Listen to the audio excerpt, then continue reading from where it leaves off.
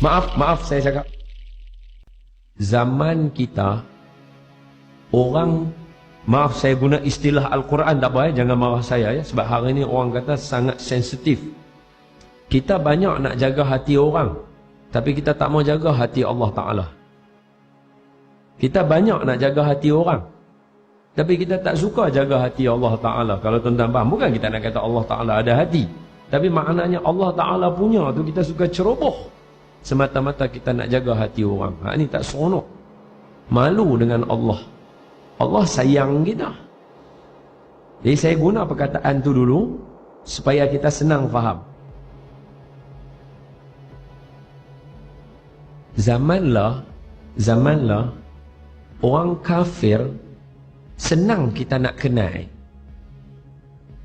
Yang menjadi musuh orang Melayu, maaf saya sebut Melayu sebab Malaysia, saya tak try untuk ambil umat Islam secara umum, sebab saya sayangkan tuan-tuan seperti mana saya sayangkan negara kita. Yang ni pegangan kita. Orang Islam mesti kena hubbul watan. Orang Islam mesti kena cinta negara. Mesti kena tanah tumpah darah. Istilah orang tua-tua dulu, di mana bumi dipijak, di situ langit dijunjung. Hujan emas di negara orang, hujan batu di negeri sendiri, lebih baik di negeri sendiri, kata orang tua-tua. Ni kena pegang, ni akidah ni. Kita mesti cinta tanah air, mesti sayang. Jadi untuk orang Melayu kita, yang jadi duri dalam daging, gunting dalam lipatan, api dalam sekam, adalah golongan yang selalu menjatuhkan orang Melayu daripada zaman berzaman. Pasal itu kalau kita tengok orang-orang tua seperti Tan Sri P. Ramlee dalam cerita Sarjan Hassan. Cerita Sarjan Hassan ialah cerita tentera dan peperangan. Tapi ketika melawan Jepun yang dilakonkan oleh Omar Roji, Jepun tewas ke tangan Sarjan Hassan bersama dengan Kapten Holiday masa tu. Berlaku peristiwa itu climax tengah-tengah jalan cerita. Maknanya apa? Omar Roji dah kalah awal dah. Tapi jalan cerita masih ada panjang. Yang belakang tu Sarjan Hassan lawan dengan siapa? Buang. Siapa buang? Duri dalam daging, gunting dalam lipatan, api dalam sekam. Mesej ni yang Tan Sri P. Ramlee sampaikan kepada kita orang Melayu, suruh sedap.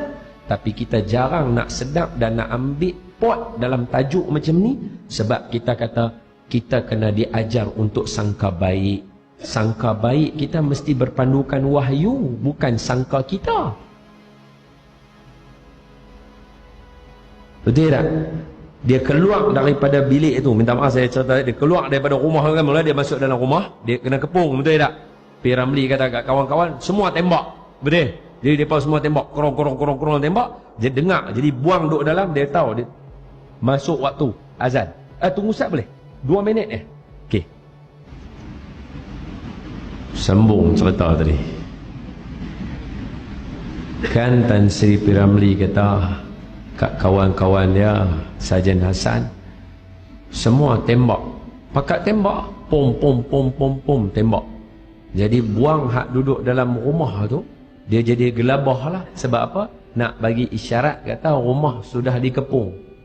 Kemudian Tan Sri P. Ramlee suruh dia keluar. Dia kata, apa jaminan hang tak tembak aku? Tan Sri P. Ramlee kata, hang keluar, kami tak tembak. Bila dia keluar, Tan Sri P. Ramlee nak lawan dengan dia. Dia kata, hang semua ada senjata, aku tak ada apa. Tan Sri P. Ramlee pun buang semua dengan parang dia, semua dia buang, dia tahu tepi. Dia kata, jangan siapa pun masuk campur, walaupun dia kena bunuh. Buang lawan. Rupa-rupanya, cuba tengok. Fi qulubihim marad, Allah sebut dalam Quran, fazadahumullahu marada. Allah tambah lagi hati dia jadi sakit. Dalam dia kata tadi dia tak ada senjata, dia selit pisau dalam kasut dia. Betul tak betul? Saya sengaja highlight yang ni sebagai utama nak cerita akhlak, supaya bagi tahu kat tuan-tuan, orang macam ni dalam masyarakat kita banyak.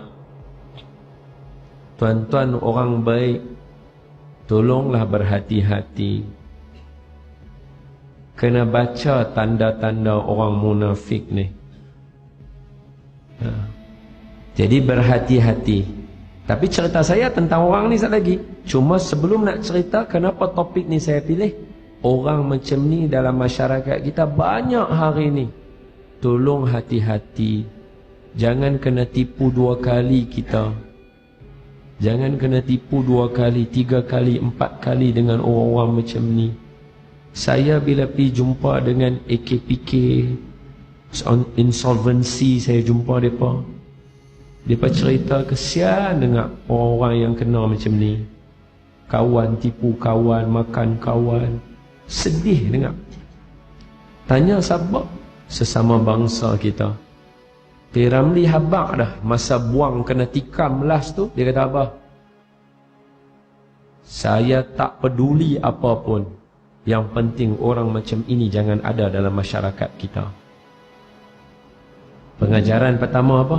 Kita jangan jadi orang macam buang. Yang kedua, tolong berhati-hati dengan orang macam buang. Yang ni kena ambil pengajaran ya.